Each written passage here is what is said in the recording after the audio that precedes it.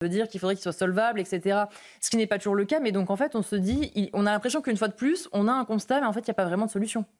En effet, après... On ne va pas mettre, par exemple, un membre des forces de l'ordre derrière chaque soignant pour pouvoir rentrer dans la chambre d'un patient ou d'une patiente. Tout à fait. Déjà, le premier élément, c'est que l'ensauvagement de la société touche tous les services publics aujourd'hui. Ah oui. C'est-à-dire que maintenant, il y a 80 000 écoles qui vont être ciblées, il y a 700 commissariats, je crois, qui sont aussi ciblés à sécuriser, 1000 hôpitaux publics à sécuriser. Or, on ne pourra, et les policiers ne pourront jamais sécuriser tout. Et puis, ça suffit d'utiliser les policiers à chaque fois quand il y a un problème dans la société. Dès qu'il y a un problème, faut toujours appeler les policiers. Et ça fait une surcharge de travail. Oui, puis en fait, ça ne résout rien parce qu'ils interviennent certes sur le moment et merci à eux. Mais après, la personne revient, etc. Oui. Donc la question, elle est double, effectivement. Pour moi, il y a un premier élément qui est taper sur le portefeuille, dérembourser les soins pour les gens qui sont agressifs à l'encontre du personnel soignant. Ce n'est pas ne pas les soigner. Les soignants soigneront les patients. Ensuite, après, il y aura un déremboursement ou un non-remboursement des soins. Ça me paraît tout à fait légitime. Sur le fait de taper au portefeuille aussi, on pourrait mettre en place des sanctions financières, des pénalités financières beaucoup plus lourdes,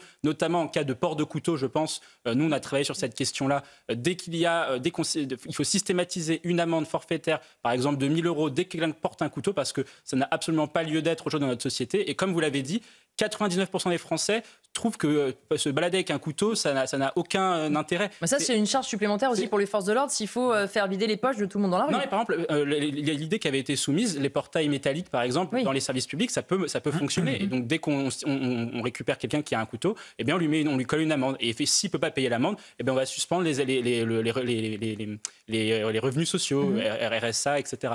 Et donc, on peut taper au portefeuille. Le deuxième point qui est quand même important, c'est la question judiciaire. Et il faudra que la réponse judiciaire et la réponse pénale... C'est ce qu'a dit d'ailleurs ce médecin. Exactement, soit majeure. On a normalement dans le droit le fait que dès qu'on touche une personne qui a une autorité publique, porteur d'autorité publique, normalement la sanction est alourdie. Il faut aller encore vers plus de cela parce que ce que l'on voit quand même aujourd'hui, c'est que l'ensauvagement de la société touche les médecins, les professeurs, les policiers, les élus, etc. Jérémy Stubbs, et après je vous fais réagir aussi Jean-Michel. Oui, il y avait, temps du passé, un projet de loi justement pour s'occuper de ce problème. On dit, en fait, la question, oui, les moyens, ça compte. Mais en fait, il faut savoir ce qu'on fait de ces moyens. C'est-à-dire que ce n'est pas une question de faire des chèques pour se dire on va sécuriser.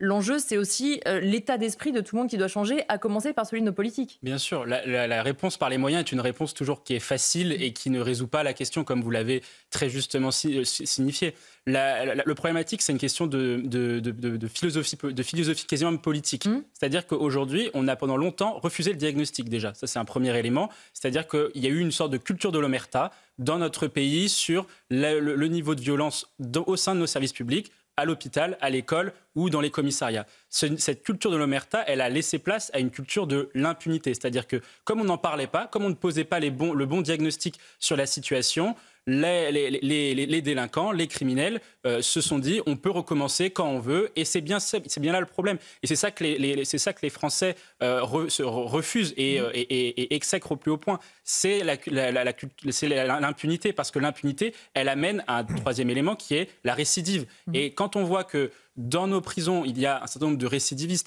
que les peines justement que passent devant les tribunaux des multirécidivistes, les Français se disent mais que se passe-t-il au niveau de la justice ? Pourquoi certaines personnes ne sont pas derrière les barreaux? Alors après, effectivement, on va nous expliquer que c'est parce qu'il y a une surpopulation carcérale, parce qu'il n'y a plus de place dans les prisons, etc. Mais c'est pour cela qu'il faut, s'il y a un sujet de moyens aujourd'hui à allouer au niveau de l'État, c'est au niveau de la justice, où là, effectivement, les moyens de la justice sont sous-dimensionnés par rapport aux autres pays européens. On dépense 2 fois moins par habitant que l'Allemagne aujourd'hui, et c'est ça qui crée aussi des retards de traitement, etc. Mais sur tous les autres services publics, ce n'est pas une question de moyens, c'est une question de culture.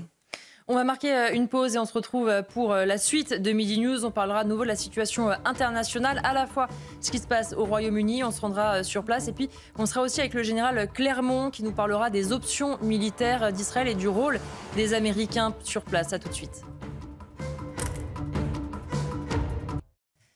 De retour dans Midi News, on marque tout de suite un point sur l'actualité avec Maureen Vidal.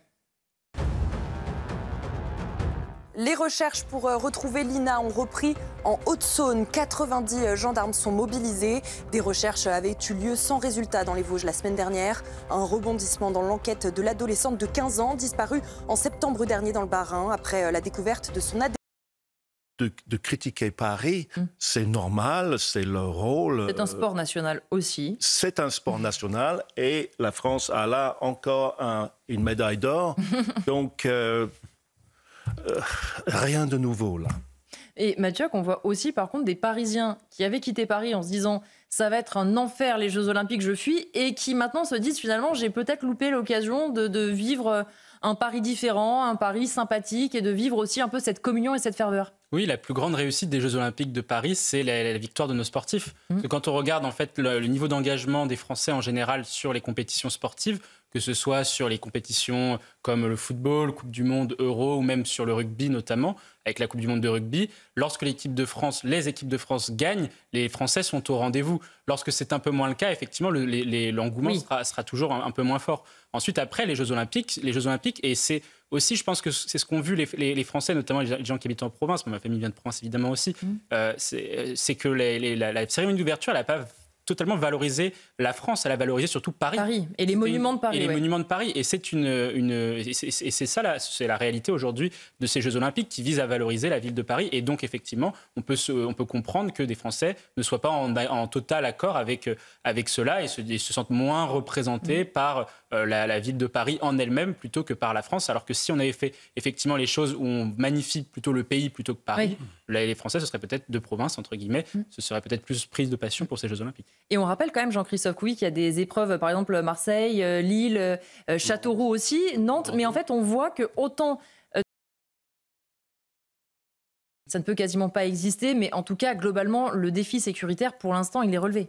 Oui, le défi sécuritaire, il est relevé puisqu'il y avait 3 grands objectifs qui étaient majeurs pour le ministère de l'Intérieur à sécuriser. Le premier point, c'était la cérémonie d'ouverture, qui effectivement nécessite un dispositif de sécurité qui n'avait jamais été pensé jusqu'à présent et qui était très, très, très lourd en termes de dispositif et qui a bien fonctionné. Le deuxième enjeu sécuritaire, c'était sécuriser la délégation israélienne notamment, mais d'un point de vue plus global, les délégations sportives et principalement Israël d'un attentat terroriste, parce qu'il y avait quand même ce risque-là qui plane quand même sur notre pays, puisque le totalitarisme islamique n'est pas encore disparu, bien malheureusement. Et puis le troisième enjeu, c'était l'enjeu de ce qu'on appelle la délinquance quotidienne à Paris, mais également dans le reste de la France, avec une problématique qui est centrale, c'est comment vous faites pour assurer la sécurité de toute la France entière, alors que vous allez concentrer des effectifs massivement dans la ville de Paris. Et on voit effectivement se développer sur le reste du territoire national, dans un certain nombre de quartiers et dans un certain nombre de centres-villes, à Valence ou dans d'autres villes du sud de la France notamment, une augmentation de la délinquance. Donc on a une sorte de vase communicant qui communique. Ensuite, après, le point qui est quand même assez important sur la sécurité, c'est que c'est ce que vous avez souligné, c'est la délinquance itinérante, qui est un phénomène très propre aux métropoles et d'autant plus à Paris. Or, ce phénomène-là, aujourd'hui, de délinquance itinérante, il est traité à court terme durant les Jeux Olympiques, mais il va revenir après les Jeux Olympiques parce que vous allez revoir les craqués, les pickpockets, etc., qui ont été chassés de Paris temporairement pour être mis dans certaines villes, notamment je pense à la ville d'Orléans, qui a dû en accueillir 500, je crois, 500 personnes de cette nature-là. Ces gens-là vont revenir dans la ville de Paris. Or, ça va poser la problématique qui existe toujours à Paris, c'est qu'on fait une ville, Paris, qui est une ville qui se veut être une capitale touristique, donc attractive. Mais comment vous pouvez être réellement attractif si vous avez des problèmes d'insécurité qui gangrènent la ville? C'est la question qui va se poser après les Jeux Olympiques. C'est vrai que Jérémy Stubbs, c'est très important, l'image aussi qu'on donne de Paris aux touristes qui viennent chez nous. Le problème, c'est qu'on se dit, si les touristes rentrent dans leur pays... Derrière chaque ordinateur. Mais c'est un des prix à payer. On augmente la facilité dans tellement de domaines, mais aussi on augmente les risques. Il faut vivre avec. C'est vrai que Mathieu, c'est extrêmement compliqué aussi. On se dit peut-être qu'il va falloir faire de la pédagogie parce que ça va très loin. On voit aussi par exemple certains services publics qui sont victimes de fuites de données. Ça a été le cas de la Sécurité sociale, ça a été le cas aussi de France Travail. On voit que ça touche véritablement tout le monde. Les entreprises, les établissements publics, les particuliers. Et pourtant, on a beau le dire, on se fait encore parfois avoir. Oui, en effet, quand on regarde la carte des cyberattaques au niveau mondial, on voit que, comme ça a été rappelé, les 3 pays où proviennent le maximum, la plupart des cyberattaques, c'est la Corée du Nord, la Russie et la Chine, dans un ordre différent, parce que je crois que c'est la Russie, puis la Corée du Nord, puis la Chine. Et les pays qui sont les plus victimes sont en gros, les États membres de l'Union européenne, principalement la France, l'Allemagne, mais également les États-Unis. Donc on voit bien que c'est une arme qui est utilisée par certains pays pour pouvoir justement déstabiliser d'autres. Ensuite, après, effectivement, sur les cibles de ces cyberattaques, il y en a deux, mais c'est surtout la première qui est importante, c'est les services publics. C'est-à-dire que parce que en fait, on a pendant des années désinvesti dans la cyberdéfense et dans les systèmes d'information des différents services publics. Je pense notamment à l'hôpital, les hôpitaux français sont régulièrement pris pour cible, justement parce que les données de santé valent très cher sur le dark web. Et donc, en fait, ils sont les victimes, on va dire, de cyberattaques. Ensuite, après, pour ce qui est de la fraude pour les particuliers, là, c'est plutôt des logiques individuelles qui viennent effectivement plutôt de pays, d'ailleurs de pays en Europe, mais également aussi en Afrique ou en Asie notamment. Et cela, pour le coup, les pouvoirs publics ont une responsabilité, c'est celle de, dès qu'ils mettent en place un dispositif, par exemple, moi je pense beaucoup à l'exemple de MaPrimeRénov' pour rénover les logements. Il y a eu énormément de fraude aussi, justement, de messages qui disaient oui, vous pouvez rénover votre logement, alors qu'en fait... Pour 2 euros, oui, bien sûr. 2 euros, etc. Et en fait, finalement, vous faisiez piquer 5-6 000 euros. Et donc, effectivement, l'administration doit, dès qu'elle met en œuvre un programme à destination des citoyens, à destination des usagers, intégrer ce risque de fraude. On va marquer une dernière pause dans Midi News et on se retrouvera avec la porte-parole de la police nationale.